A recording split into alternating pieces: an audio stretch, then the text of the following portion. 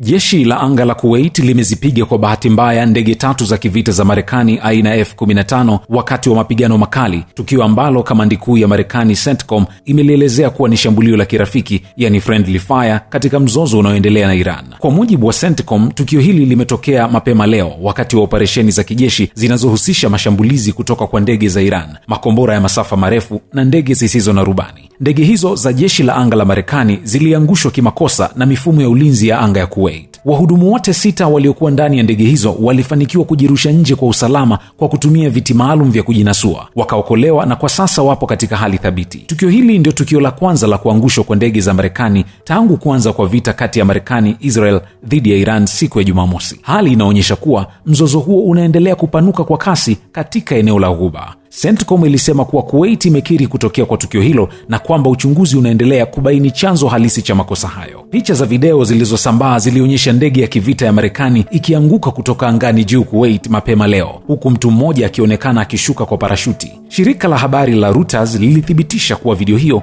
ilirekodiwa katika eneo la Al Jahra nchini Kuwait.